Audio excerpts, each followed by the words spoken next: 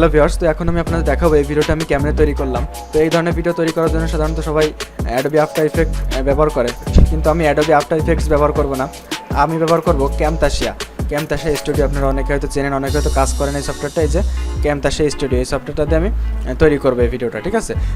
তবে এখানে বলে রাখি একটা কথা, যদিও আমি camtasiaতে তৈরি করব, কিন্তু তারপর এখানে আমাকে ফটোশপের সাহায্য লাগবে, ফটোশপের কিন্তু সাহায্য লাগবে, ঠিক আছে। আমি মূল কাজটা করবো camtasia দিয়ে, কিন্তু এখানে ফটোশপেরও সাহায্য লাগবে আমাকে, এই জন্য ফটোশপটাও লাগবে, ঠিক আছে। তো আমি এখন কাজটা শুরু করতেছি। দেখুন, তো দেখুন এই যে হচ্ছে আমার ভিডিওটা, আমি আপনাদের ভিডিওটা প্লে করে দেখাচ্ছি, ভিডিওটা কীভাবে করবেন অর্থাৎ শ্যুট করবেন কীভাবে সেটা দেখাচ্ছি আপনাদের। দেখুন দেখুন করা বেশি কঠিন না, শুধু এরকম ক্যামেরার সামনে এসে এরকম দেখুন, আশা করি বুঝতে পারতেছেন, শুধু এরকম করা লাগবে, ঠিক আছে।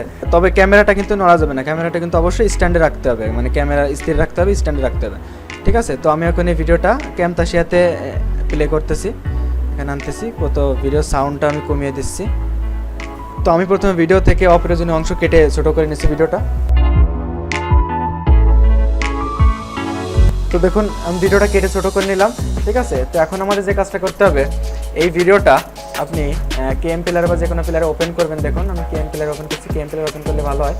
ওপেন করার পর দেখুন আপনি এই জায়গাটা থেকে আমি একটা ক্লোন নিব। দেখুন এই জন্যে এই জায়গাটা কী করতে হবে, এরকম কিবোর্ড দিয়ে স্পেস চেপে ভিডিওটাকে পজ করে কিবোর্ড দিয়ে একটা স্ক্রিনশট নেবেন। স্ক্রিনশট নেওয়ার নিয়ম হচ্ছে উইন্ডোজ কি প্লাস প্রিন্ট স্ক্রিনে, যে উইন্ডোজ কি চেপে কিবোর্ডের উপরের দিকে দেখবেন আছে প্রিন্ট স্ক্রিন নামে একটা বাটন আছে, এই দুইটা বাটন একসাথে চাপতে হবে, তাহলে একটা স্ক্রিনশট হয়ে গেল, ঠিক আছে। এভাবে যে কয় জায়গায় এরকম করতে হবে, দেখুন সেই কয় জায়গায় এরকম।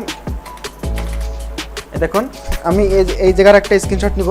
তো ভিডিওটা আসলে মোবাইল দিয়ে করা, রাতের বেলা করা, আরও ঘরের মধ্যে এখানে ভালো হয়নি ভিডিওটা।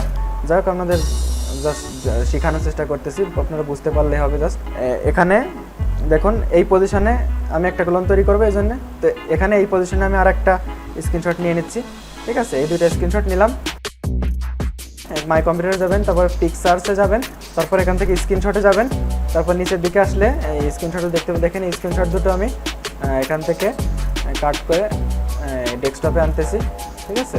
ডেস্কটপে এনে রাখলাম। তো এখন দেখুন প্রথম স্ক্রিনশটটা আমি ওপেন করতেছি ফটোশপে, এখান থেকে ওপেন উইথ ফটোশপ, ঠিক আছে। ফটোশপে ওপেন করলাম, এই কুইক সিলেকশন, এখান থেকে কুইক সিলেকশন টুলটা দিয়ে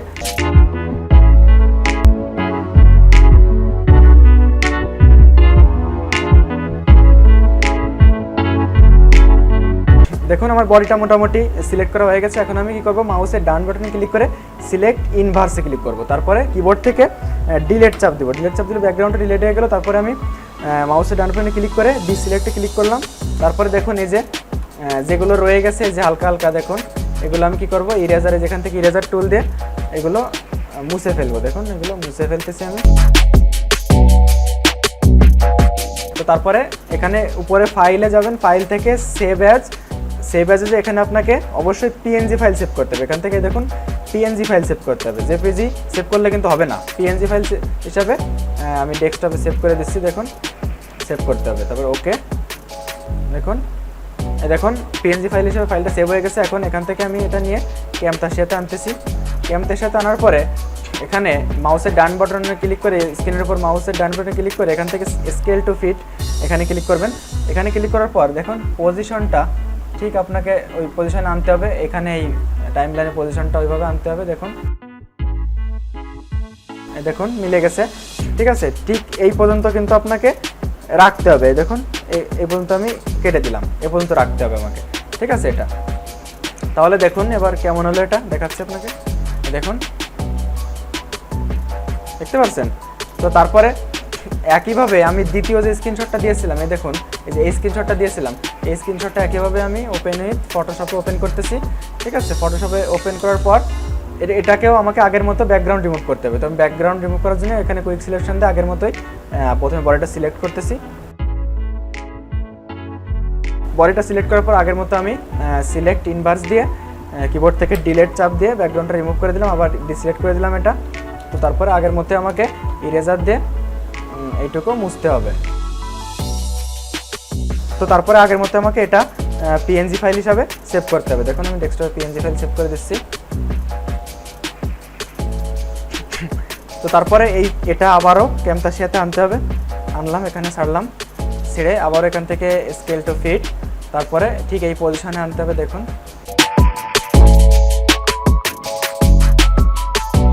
এইবার আপনাকে যেটা করতে হবে, দেখুন এই যে এই লেয়ারটা আপনি টেনে উপরে নিয়ে যাবেন, উপরে নিয়ে এই প্রথমে নিয়ে ঠিক এই পর্যন্ত, দেখুন এই পর্যন্ত এটা রাখবেন। রাখার পরে এইবার দেখুন এটা কেমন হলো, ঠিক আছে? এই দেখুন